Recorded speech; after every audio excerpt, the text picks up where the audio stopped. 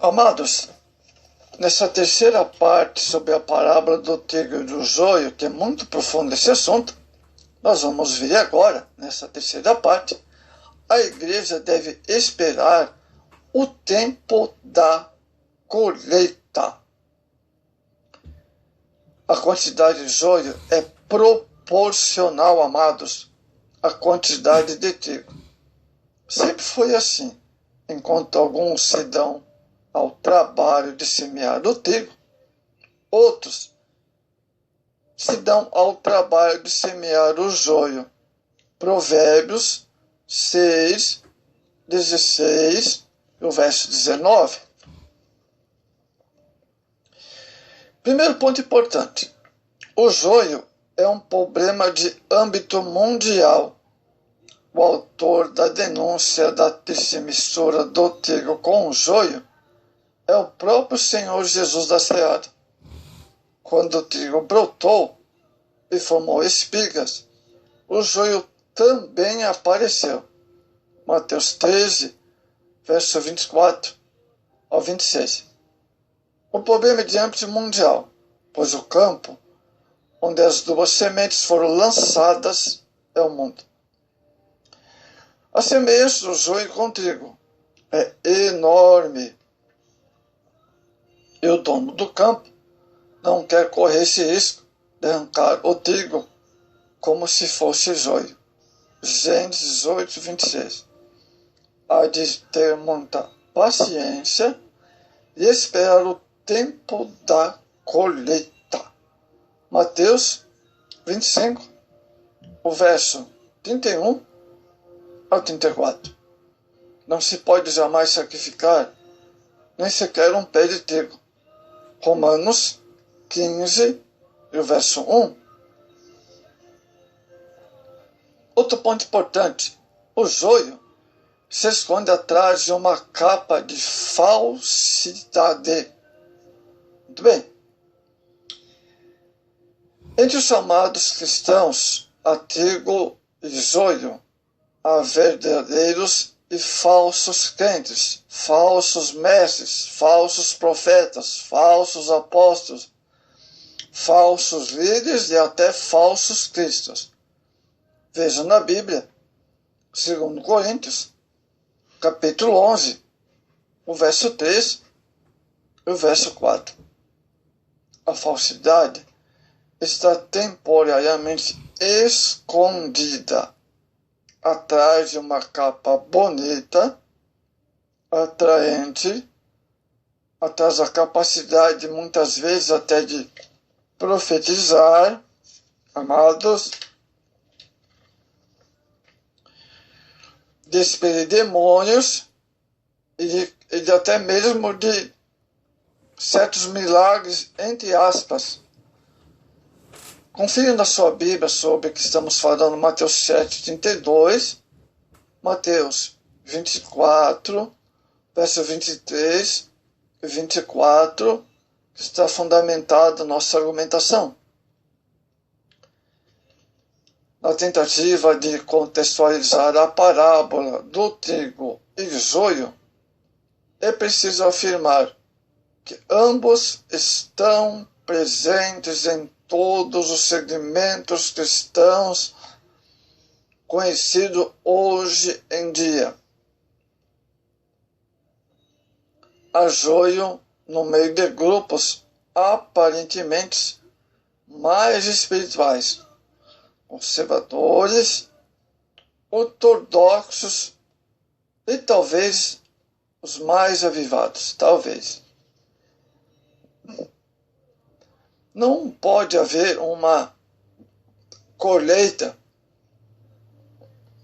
precipitada do joio, por causa do risco de cometer injustiça contra o trigo. Só Deus conhece o verdadeiro trigo e o verdadeiro joio. A separação é certa. O trigo e o joio precisam amadurecer primeiro. Olha só. Então, na colheita de um e o outro, no fim desta era, o arrebatamento da igreja, o juízo final, os encarregados da colheita separarão o joio do trigo com a facilidade com que um pastor separa as ovelhas e os bodes no Oriente Médio. Mateus 25, 31.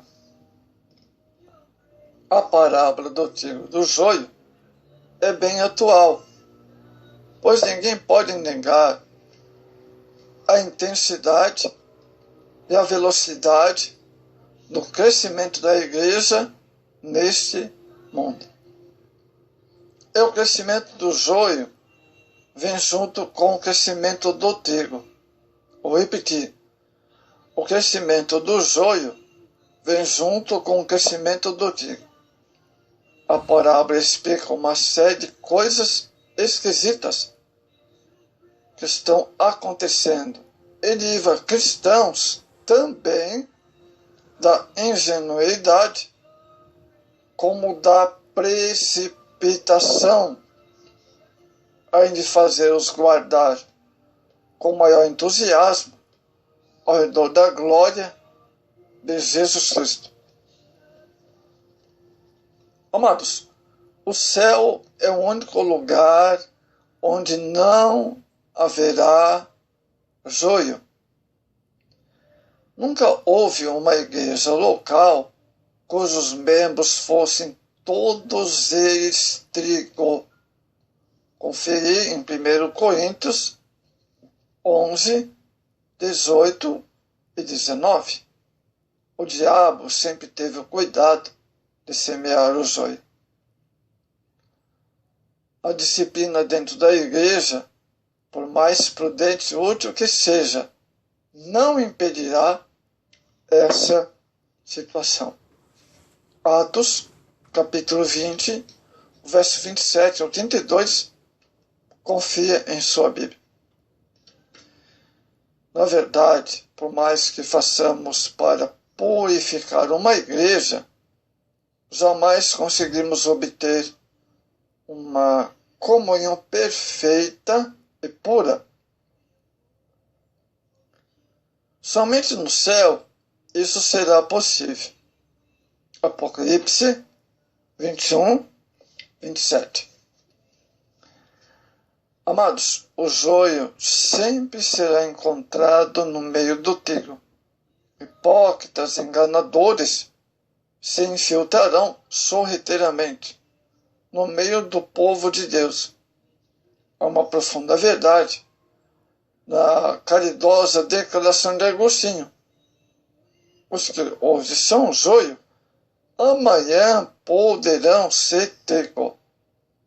Se Deus transformou em trigo a Manassés, que sacrificou seus próprios filhos aos deuses, consultou feiticeiros e fez pecar o povo de Israel, certamente poderá transformar outros em joio. Segundo Crônicas 33, verso 1 ao verso 13. Amados. Corrigindo, amados, não transformar outros em joio, mas em trigo. Deus transformou a Manassés em trigo, também Deus pode transformar outros em trigo. Amém, amados? Só esta pequena correção. Então, amados, nós podemos concluir as seguintes ideias. O Evangelho e os crentes verdadeiros serão plantados em todo o mundo. Satanás também plantará os seus seguidores, os filhos do maligno, entre o povo de Deus, para se contraporem à verdade divina. Segunda coisa importante, a obra principal do emissário de Satanás no reino dos céus, na presente era, é de solapar a autoridade da palavra de Deus, promover a iniquidade e as falsas doutrinas. Cristo falou, noutra ocasião, de um grande logro entre seu povo, por causa desses que se apresentam como verdadeiros crentes, quando na realidade são falsos profetas. Olha só, hein? Outro ponto importante em nossa conclusão, esse fato de coexistência do povo do inimigo com o povo de Deus, na dimensão visível atual do reino dos céus, que é a igreja, terminará quando Deus destruir todos os ímpios no fim da presente era. Para outras parábolas que enfatizam a atuação e condição da mistura dos crentes e descrentes, você pode ver, amados, Lucas 18, o verso 10 ao 14.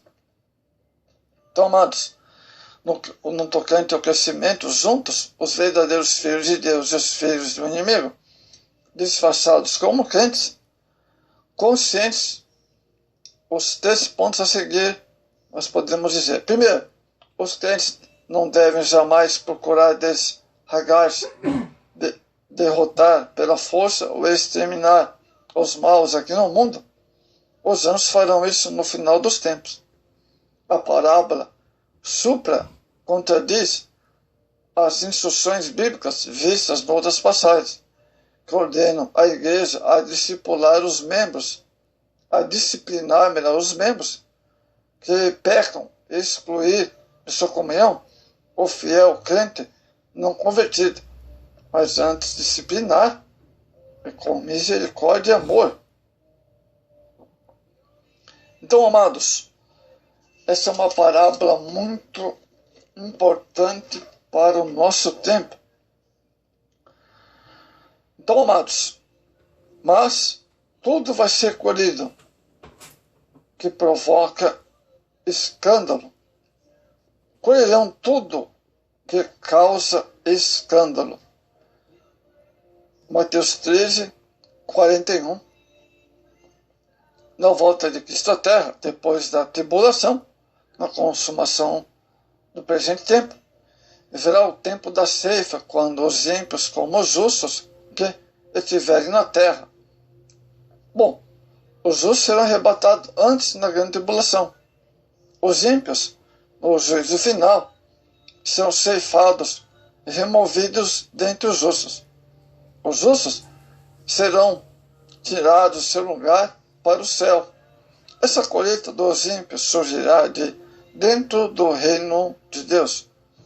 Depois da colheita, da destruição dos ímpios, os justos resplandecerão como o sol no reino de seu Pai. Oh, que maravilha, né? É diferença. Verso 42 dessa parábola, Mateus 13, 42, diz: fornalha de fogo. Jesus escreve no verso 42 o que acontecerá a todos que cometerem iniquidade, desafiem a sua palavra, rejeitam a justiça de seu reino, serão atormentados com fogo e enxofre, e o futuro do seu tormento subirá para sempre, de modo que não tenham repouso, nem de dia e nem de noite. Apocalipse 14, verso 9 a 11, e Apocalipse, capítulo 20, e o verso 10.